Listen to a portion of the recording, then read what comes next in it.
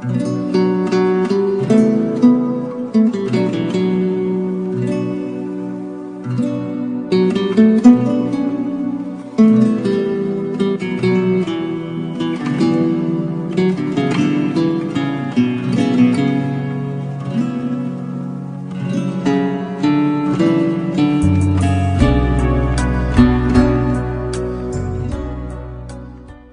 Of hope कार्यक्रम के सभी दर्शकों को प्रभु यीशु मसीह के प्यारे और मीठे नाम में प्रेम भरा सलाम। प्यारे मित्रों, हम आप सबके बहुत आभारी हैं कि आप समय निकालकर इस कार्यक्रम को देखते हैं। आपके जो फोन कॉल्स हमारे पास आते हैं और एसएमएस आते हैं, उसके द्वारा हमें मालूम पड़ता है कि हमारा ये प्रयत्न व्यर्थ नहीं जा रहा है और आप सब आशीष पा रहे हैं। हमारी यही प्रार्थना है कि इस प्रोग्राम में जो संदेश आते हैं या गवाहियां दिखाई जाती हैं और जो गीत सुनाए जाते हैं, जो आराधना होती है प्रभु की, इन सब बातों के द्वारा आप यीशु के और पास आए और आशीष पाते रहें। प्यारे मित्रों, आप अपने दोस्तों को और अपनी कलीसिया के बाकी विश्वासियों को भी रेज ऑफ होप नामक इस कार्यक्रम के बारे में जरूर बताएं। आपका प्यार जो हमें अब तक मिलता आया है, उसके लिए हम आपके आभारी हैं। तो आइए आज के इस कार्यक्रम का हम आनंद लें। आज जिस संदेश को हम सुनने जा रहे हैं उसका शीर्षक है गॉड ऑफ न्यू बिगिनिंग्स। नई शुरुआत करने वाला परमेश्वर। नई शुरुआत करने वाला परमेश्वर। हाँ प्यारे मित्रों, हमारा परमेश्वर जिसकी हम उपासना करते हैं, नई शुरुआत करने वाला परमेश्वर है। इस संदेश को समझने के लिए हम वचन का एक भाग लेंगे और देखेंगे कि किस प्रकार से परमेश्वर ने एक नई शुरुआत की। तो मेरे साथ आइए निर्गमन की पुस्तक और उसका दूसरा अध्याय एक्सोडस चैप्टर 2 और उसकी पहली आयत से हम पढ़ेंगे। लिखा है, लेवी घराने के एक पुरुष ने एक लेवी वंश की स्त्री से विवाह कर लिया। वह स्त्री गर्भवती हुई और उसके एक पुत्र उत्पन्न हुआ, और यह देखकर कि यह बालक सुंदर है, उसे 3 महीने तक छिपा रखा। लेवी घराने के एक पुरुष ने लेवी घराने की एक स्त्री से ब्याह किया। वह स्त्री गर्भवती हुई और उसके एक पुत्र उत्पन्न हुआ। हम जो बाइबल प्रेमी हैं, वचन पढ़ते हैं, हम जानते हैं कौन है ये पुत्र। कोई और नहीं बल्कि हम मूसा की बात कर रहे हैं। मूसा के माता पिता के बारे में हम यहां पर बात कर रहे हैं। अब जो हमने आयत पढ़ी है उसमें कौन सी ऐसी बड़ी बात है? नहीं, बहुत बड़ी बात है। वैसे तो एक बेटा पैदा हो तो बड़ी खुशी की बात मानी जाती है, और हम भारतीयों के लिए समझना मुश्किल नहीं है, क्योंकि बेटा पैदा हो तो आज भी लड्डू बंटते हैं। बेटी पैदा होती है तो इतनी खुशी नहीं दिखाते हैं। बेटा पैदा हो तो कहते हैं भैया बधाई हो बधाई। बेटी पैदा हो तो कहते हैं चलो परमेश्वर की मर्जी पूरी हो जाए। ये रवैया तो हमारा बदलना होगा। चाहे बेटी पैदा हो चाहे बेटा पैदा हो, एक बराबर की खुशी हमारे अंदर होनी चाहिए, क्योंकि संतान परमेश्वर की दी हुई आशीष है।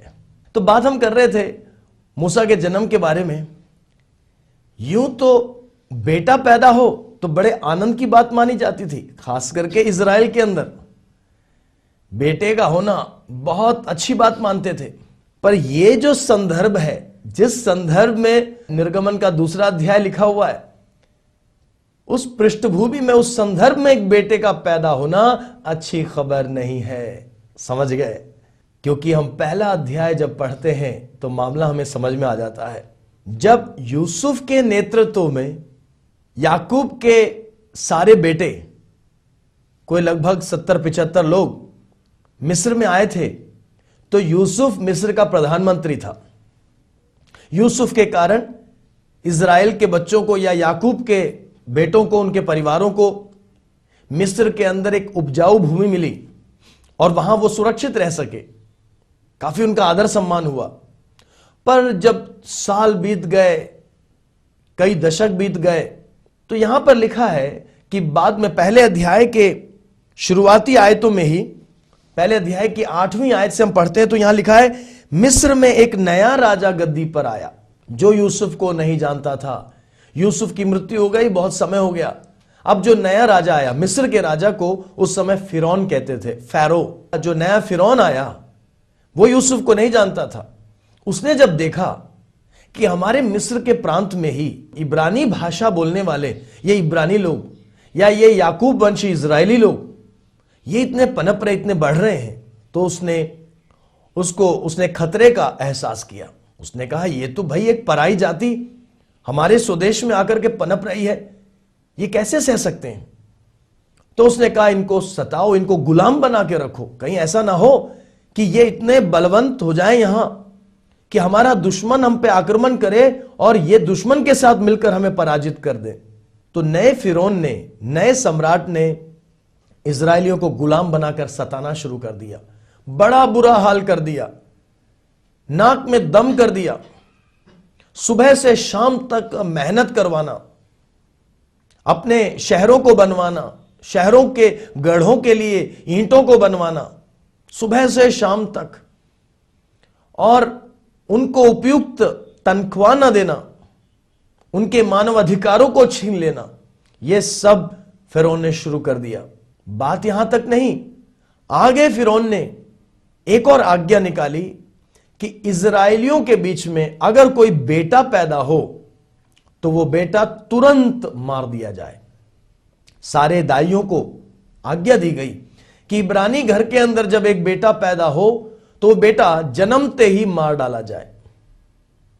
प्यारे मित्रों, ऐसे न जाने इजरायलियों के कितने बेटे जन्मते ही नील नदी में डालकर मार दिए गए। ऐसी पृष्ठभूमि के अंदर एक स्त्री कैसे चाहेगी कि उसका बेटा हो। अब प्यारे मित्रों, अल्ट्रासाउंड का कोई जमाना तो है नहीं।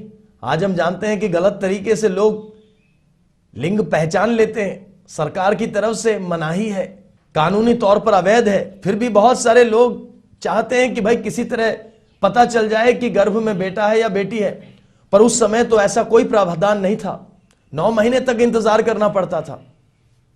9 महीने के इंतजार के बाद अगर दिख जाए कि बेटा है तो घबरा जाते थे, क्योंकि बेटा होने का मतलब है कि बच्चा हाथ से चला गया, मार डाला जाएगा।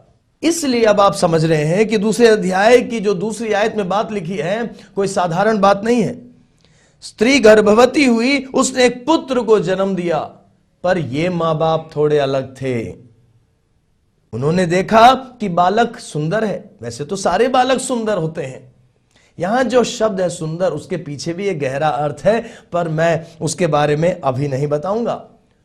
उन्होंने देखा कि बालक सुंदर है, तो उन्होंने उस बेटे को 3 महीने तक अपने घर के अंदर छुपा कर रखा।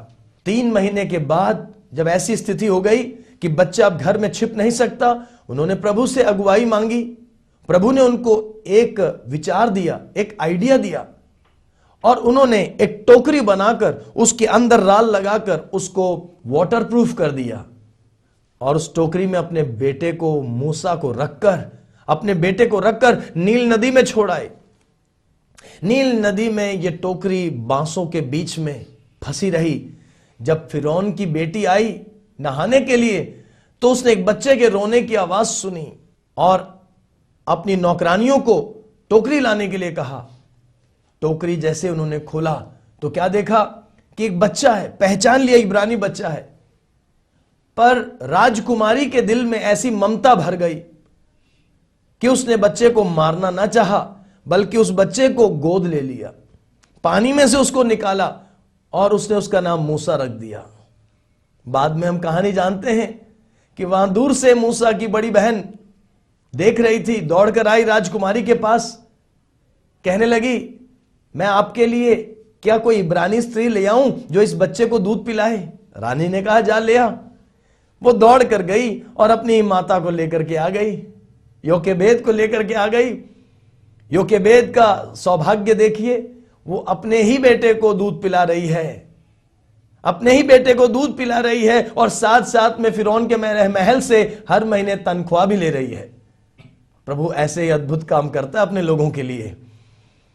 और दूध पीना छूटने से पहले योकेबेद ने अपने बेटे को सब कुछ समझा दिया था कि हम कौन हैं और हमारा मकसद क्या है।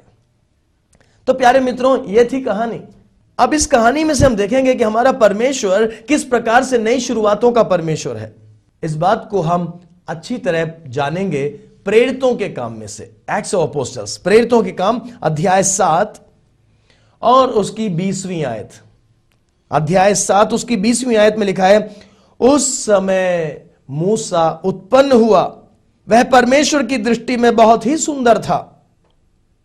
वह 3 महीने तक अपने पिता के घर में पाला गया। उस समय मूसा उत्पन्न हुआ और परमेश्वर की दृष्टि में सुंदर था। और परमेश्वर की दृष्टि में कौन सुंदर होता है? परमेश्वर को क्या भाता है? विश्वास। विश्वास से लिया हुआ कदम, विश्वास में की गई आज्ञाकारिता परमेश्वर को भाती है। प्यारे मित्रों, परमेश्वर की नजर में बच्चा सुंदर था, इसलिए उसके माता पिता ने उसको 3 महीने तक छुपा कर रखा। पर हमारा ध्यान 20वीं आयत के शुरुआत के भाग के ऊपर है। लिखा है, उस समय मूसा उत्पन्न हुआ। उस समय, किस समय?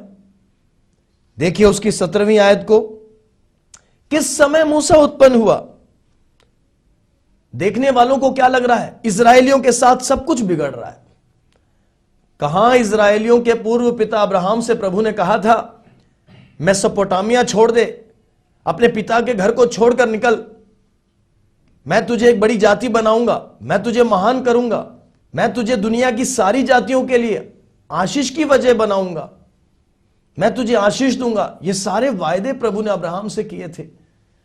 पर अब्राहम का कुल, अब्राहम के वंशज आज मिस्र के अंदर गुलाम हैं, मिस्र में गुलामी की चक्की पीस रहे हैं। प्यारे मित्रों, करा रहे हैं, उनके मानवाधिकार छिन गए हैं, उनको उनकी मेहनत का प्रतिफल नहीं मिल रहा है, उनको सताया जा रहा है। ऐसा लग रहा है परमेश्वर दुआ नहीं सुन रहा, ऐसा लग रहा है सब कुछ बिगड़ रहा है, कुछ भी अच्छा नहीं हो रहा। कहां गए प्रभु के वायदे? कहां गया अब्राहम का परमेश्वर? प्यारे मित्रों, हमारी नजर में और लोगों की नजर में तो समय बहुत बुरा था। इतना बुरा समय कि इजरायलियों के बीच में एक बेटा तक नहीं पैदा हो सकता। अगर बेटा पैदा हो जाए तो वो पानी में डालकर मार दिया जाता था। लिखा है, यह है हमारा नजरिया।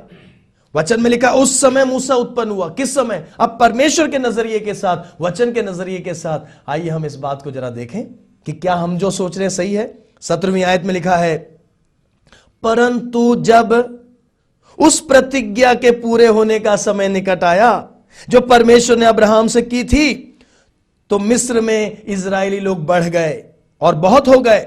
तब मिस्र में दूसरा राजा हुआ जो यूसुफ को नहीं जानता था। 19वीं आयत में लिखा है, उसने हमारी जाति से चालाकी करके हमारे बाप दादों के साथ यहां तक बुरा व्यवहार किया कि उन्हें अपने बालकों को फेंक देना पड़ा कि वे जीवित ना रहें। हमने पहले क्या बोला था? किस समय मूसा पैदा हुआ? मानवीय नजरिए से लग रहा है तब पैदा हुआ जब हालात बहुत खराब हैं, तब पैदा हुआ जब सब कुछ बिगड़ रहा है, तब पैदा हुआ जब लग रहा है कि परमेश्वर ने छोड़ दिया, तब पैदा हुआ जब लग रहा है कि प्रार्थनाओं का जवाब नहीं मिल रहा है। पर प्रभु का वचन ऐसा नहीं कहता है। प्रभु का वचन क्या कहता है? प्रभु का वचन कहता है, जब उस प्रतिज्ञा के पूरे होने का समय आया जो परमेश्वर ने अब्राहम से की थी, तब इजरायलियों की हालत बिगड़ने लगी। तब ऐसा हुआ कि इजरायलियों के साथ ऐसा बुरा व्यवहार हुआ कि उनको अपने बालकों को, अपने बेटों को फेंक देना पड़ा कि वे जीवित ना रहें। प्यारे मित्रों, कुछ बुरा हो रहा है, कुछ बिगड़ रहा है। इसका मतलब यह नहीं है कि परमेश्वर भुला गया है, परंतु इसका मतलब यह है कि परमेश्वर के कुछ वायदों के पूरा होने का समय आ गया है, नई शुरुआत का समय आ गया है। प्रभु की स्तुति होने पाए, प्रभु महान की स्तुति होने पाए। हमारा परमेश्वर नई शुरुआतों का परमेश्वर है। जब लगता है सब कुछ बिगड़ गया, जब लगता है सब कुछ टूट गया, जब लगता है सब कुछ बिखर गया, जब लगता है कि अब कोई उम्मीद नहीं, जब लगता है अब कोई वायदे पूरे नहीं होंगे, जब लगता है कि परमेश्वर ने भी छोड़ दिया। प्यारे मित्रों, बाइबल पर विश्वास करने वाले अजीजों, प्रभु भक्ति में चलने वाले मित्रों, आप याद रखना, वो एक नई शुरुआत का समय हो सकता है। बल्कि वो एक नई शुरुआत का समय है विश्वास करने वालों के लिए, प्रभु से प्रेम करने वालों के लिए, प्रभु के भय में चलने वालों के लिए, प्रभु की भक्ति में चलने वालों के लिए वो एक नई शुरुआत का टाइम है। That is the time for a new beginning, because our God is a God of new beginnings. क्योंकि हमारा परमेश्वर नई शुरुआतों का परमेश्वर है। हालेलुया, प्रभु की स्तुति हो, यीशु मसीह की स्तुति होने पाए। हमारा परमेश्वर समय का पालक है। Our God is a great time keeper. उसको जगाने की जरूरत नहीं है, वो सोता नहीं है कि आपको परमेश्वर को जगाना पड़े, वो भूलता नहीं है कि आपको परमेश्वर को याद दिलाना पड़े। प्यारे मित्रों, परमेश्वर को पता है कि उसने अब्राहम से एक वादा किया था। मूसा से लगभग 600 साल पहले परमेश्वर ने अब्राहम से एक वादा किया था, इजराइलियों से एक वादा किया था। परमेश्वर को याद है। उस वादे को पूरा करने का सबसे अच्छा समय कौन सा है? परमेश्वर को याद है। जब उचित समय आएगा परमेश्वर काम करने लगेगा। Our God is a specialist in crisis intervention. सबसे बड़े दुख के समयों में मंच पर उतरना हमारे परमेश्वर का स्वभाव है। जब हालत बिल्कुल बिगड़ जाती हैं, जब मानवीय क्षमताएं खत्म हो जाती हैं, जब इंसान की ताकत निष्फल हो जाती है, सबसे अच्छे समय तक का परमेश्वर इंतजार करता है। और जब वो सबसे अच्छा समय आता है, परमेश्वर अद्भुत काम करता है, नई शुरुआत करता है। जब लग रहा था सब कुछ बिखर गया, तब अमराम और योकेबेद को परमेश्वर ने वैवाहिक जीवन में जोड़ा और उनको एक पुत्र दिया। प्यारे मित्रों, कब वो पुत्र उत्पन्न हुआ? जब परमेश्वर एक नई शुरुआत करना चाहता था। कौन है मूसा?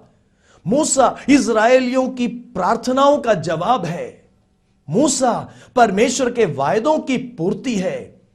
मूसा एक नई शुरुआत है। मूसा एक जागृति है। Moses is an answer to prayer. Moses is a revival. Moses is a new beginning. Moses is the fulfilment of God's promises. हमारा परमेश्वर नई शुरुआत का परमेश्वर है। प्यारे मित्रों, परमेश्वर भूलता नहीं है। परमेश्वर के काम करने का ढंग बहुत अलग होता है। हमें लग रहा होगा कि सब कुछ बिगड़ गया, पर शायद वो ही परमेश्वर के काम करने का सबसे अच्छा समय होता है। बहुत गहरे अंधेरे के बीच में ही तो बिजली जब कड़कती है तो बिजली साफ दिखती है। अंधेरों के बीच में ही परमेश्वर का काम अद्भुत तरीके से दिखता है। मैं विश्वास करता हूं हमारे स्वदेश भारत के लिए यह समय है जब हमें लग रहा है कि सब कुछ बिगड़ रहा है। बिगड़ नहीं रहा। यह समय है नई शुरुआत का, यह समय है जागृति का। पर हां, हर नई शुरुआत के समय परमेश्वर को कुछ मानव पात्रों की जरूरत होती है। God wants human coworkers. एक नई शुरुआत के रूप में मूसा को भेजने के लिए, आप जानते हैं आगे मूसा बड़ा हुआ। मूसा फिरौन के ही महल में बड़ा हुआ। 40 साल तक उस जमाने, आज से 3,500 साल पहले की सबसे अच्छी विद्या, सबसे अच्छी तालीम फिरौन के महल में मूसा ने पाई। 40 साल के बाद 40 साल प्रभु ने मरुभूमि में चरवाहे के रूप में मूसा को तैयार किया। 80 साल के मूसा के द्वारा लाखों लाखों इजरायलियों को परमेश्वर फिरौन की गिरफ्त में से, मिस्र की गुलामी में से बाहर निकाल कर लाया। 40 साल तक मरुभूमि में उनको चलाकर वायदे के देश तक पहुंचाया। पर प्यारे मित्रों, एक उस मूसा को भेजने के लिए, उस नई शुरुआत के लिए परमेश्वर को अमराम और योकेबेद की जरूरत पड़ी। विश्वास के 2 योद्धाओं की जरूरत पड़ी। हम जब इब्रानियों की पत्री 11वां अध्याय और उसकी 23वीं आयत पढ़ते हैं तो वहां हम पाते हैं विश्वास ही से मूसा के माता पिता ने उसको उत्पन्न होने के बाद 3 महीने तक छिपा रखा। वे राजा की आज्ञा से ना डरे। अमराम और योकेबेद साधारण लोग नहीं थे, वो विश्वास के योद्धा थे। वो इब्रानियों 11 अध्याय में विश्वास की सूची में आए हुए विश्वास के शूर वीरों में गिने गए। राजा की आज्ञा थी, बेटा पैदा हो तो सौंप दिया जाए, मार डाला जाए। पर वे राजा की आज्ञा से नहीं डरे। उन्होंने अपने गर्दन को दांव पे लगा दिया और वो मरने के लिए तैयार हो गए, क्योंकि उन्होंने प्रभु की वाणी सुनी थी। विश्वास सुनने से और सुनना प्रभु के वचन से होता है। वो प्रभु की वाणी सुनते थे, उस वाणी ने उनके अंदर विश्वास पैदा किया था। उस विश्वास ने प्रभु को प्रसन्न किया। इसलिए जब बेटा पैदा हुआ तो उनको एहसास हुआ बेटा सुंदर है, प्रभु की वाणी पूरी हुई है। उन्होंने अपनी जान की बाजी लगाकर बच्चे को 3 महीने तक छुपाया। आज नई शुरुआत के लिए प्रभु को विश्वास करने वालों की जरूरत है, विश्वास के योद्धाओं को जरूरत है। क्या आप इस युग में, क्या आप इस पीढ़ी में, क्या आप आज के जमाने में अमराम और योकेबेद जैसे विश्वास के योद्धा बनेंगे? और परमेश्वर जो नई शुरुआत आपके घर में, आपके समाज में, आपके शहर में, आपके देश में लाना चाहता है, क्या आप उस नई शुरुआत के अंदर शामिल होना चाहेंगे? अगर चाहेंगे तो आज सौंपिए अपने जीवन को। कहिए प्रभु जान की भी बाजी लगा दूंगा, पर तेरी महिमा होनी चाहिए, तेरे काम प्रकट होने चाहिए, तेरे राज्य का काम पूरा होना चाहिए। जो जागृति, जो नई शुरुआत तू मेरे जीवन में, मेरे परिवार में, मेरे गांव में, मेरे शहर में, मेरी कलीसिया में, मेरे देश में, भारत में तू भेजना चाहता है, उसमें मैं शामिल होना चाहता हूं। क्या आज आप एक ऐसा समर्पण करेंगे? ऐसा समर्पण कीजिए, प्रभु निश्चय आपको इस्तेमाल करेगा। मैं आशा करता हूं कि आज इस संदेश के द्वारा नई शुरुआत करने वाले परमेश्वर पर आपका विश्वास और सुदृढ़ हो जाएगा और आप अमराम और योकेबेद की तरह अपना जीवन सौंपेंगे। God bless you.